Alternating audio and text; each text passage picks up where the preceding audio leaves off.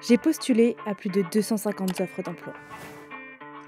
Passé une dizaine d'entretiens, reçu beaucoup de refus. C'est à devenir ma boule.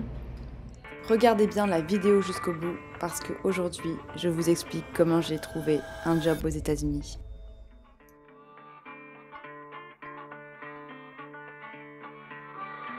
Alors, voyons voir la définition.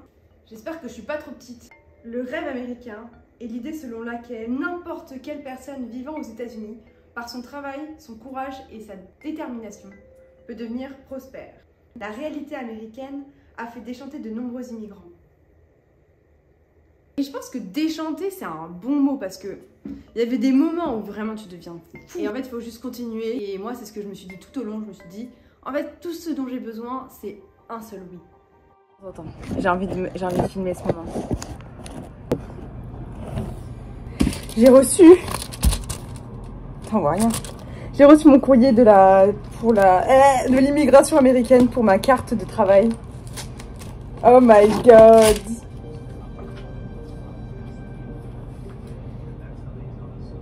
Je suis trop contente. Ça a commencé il y a 1 an. Je suis partie faire mes études à Los Angeles. Pour vous mettre un peu dans le contexte, quand j'avais 13 ans, j'ai créé un tableau de motivation. Et ce tableau de motivation, en fait, c'était un tableau avec tous mes objectifs de vie. Donc j'ai collé un peu n'importe quoi et dans ce tableau, j'avais la photo du UCLA. Mais aujourd'hui, on n'est pas là pour parler de Los Angeles. Parce que ensuite, bien sûr, il y a la fin des études. Il va falloir se mettre à travailler. Depuis le début, je me suis dit, je vais rester ici et je vais trouver un job aux États-Unis.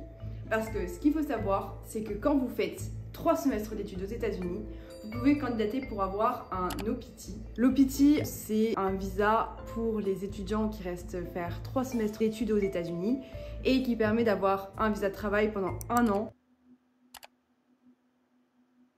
Je pense que la première chose que cette recherche de travail m'a apporté, c'est la patience.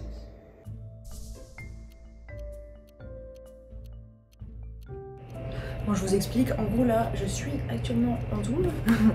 Le Zoom est là. Ça fait 15 minutes que j'attends. La dame ne me répond pas en fait. Donc là, j'attends, mais je pense qu'elle va pas venir. Et la deuxième fois que ça m'arrive, et voilà, enfin là ça me saoule. Je vais quitter le truc, mettre fin à la réunion pour tous. Allez, ciao! Donc j'enchaîne les entretiens et ça se passe bien. Parfois j'ai des réponses, parfois j'en ai pas. Et il y a un moment où j'ai vraiment trouvé le job de mes rêves. On est le 7 juin et là je suis en train de me préparer pour mon 3e entretien. Je me maquille. Je suis pas trop stressée, c'est-à-dire que je me fais des espèces de petits speeches de motivation avant mes entretiens dans ma tête en mode t'es la best, t'es la best, t'es la best. Bah, pour l'instant ça n'a pas marché hein, mais on va voir pour celui-là. Oula, voilà. Je pense qu'on pourra rebaptiser cette pièce l'antre de Théa. Ça commence dans 10 minutes. C'est vraiment le pire moment où t'es là, t'es en avance et t'as 8 minutes avant que ça commence. Je vais pas vous mentir, je suis un peu stressée. Ce qui s'est passé, c'est que j'ai passé le premier entretien, le deuxième entretien, le troisième entretien. Et c'était pas des entretiens faciles, enfin j'ai dû faire une étude de cas jusqu'au moment où je suis en train de trembler, j'en reviens pas, je pense que ça s'est bien passé. J'ai peur que ça se soit bien passé parce que du coup ça donne des espoirs. Et parfois les Américains ils vont te dire non, trop content, trop sympa, t'es incroyable et tout. Et après, plus de nouvelles, plus rien.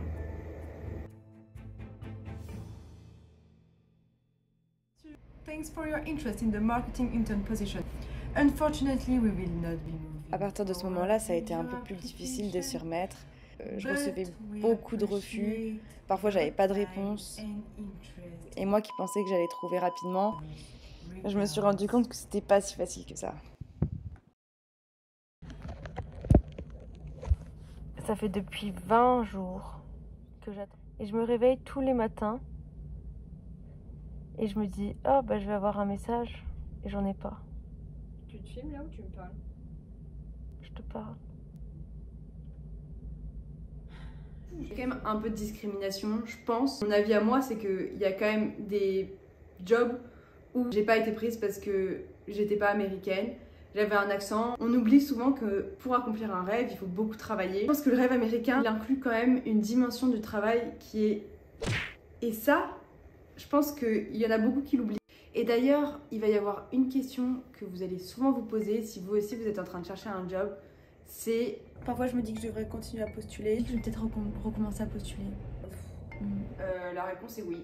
Tu dois continuer à postuler. Un jour, il y a un peu mes efforts qui ont payé et je me suis dit, vraiment la chose qui me manquait pendant toute cette recherche de stage, c'était une stratégie. En fait, ma recherche de job, ça commence à devenir n'importe quoi, les gars. Je candidate à n'importe quoi.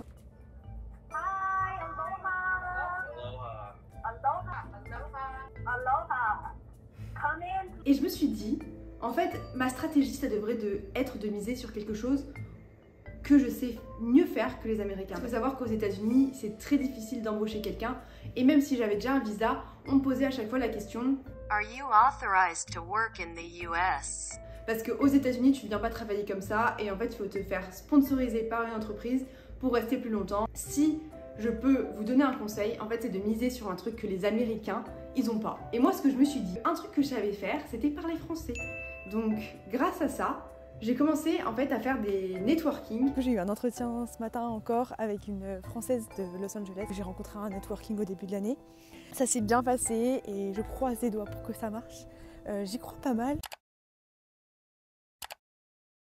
Donc déjà rencontrer les gens en personne, ça va vachement vous aider parce que les Américains ils sont vachement réseau, LinkedIn. Deuxième truc que j'ai fait, c'est que j'ai commencé à regarder des offres d'emploi où il fallait parler français. Donc un beau jour du mois de juillet, ça a quand même été hyper tard. J'ai eu un entretien aujourd'hui pour demain. Je me retrouve avec un entretien, donc avec une entreprise qui est française. Je vous laisse avec ma réaction. Après l'entretien en fait, j'avais même pas encore eu de réponse, j'avais rien eu, mais j'étais juste trop excitée et j'avais jamais ressenti ça autant après un entretien où je m'étais dit là vraiment je me sens bien.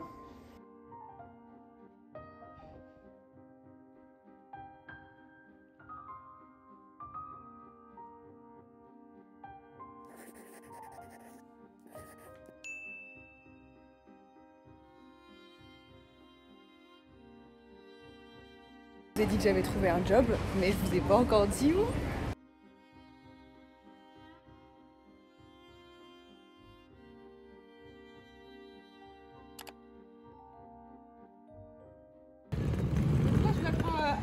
C'est quoi la vidéo d'aéroport? Bah c'est avec les filles, à chaque fois qu'elles sont parties, je les ai pris en photo, en vidéo.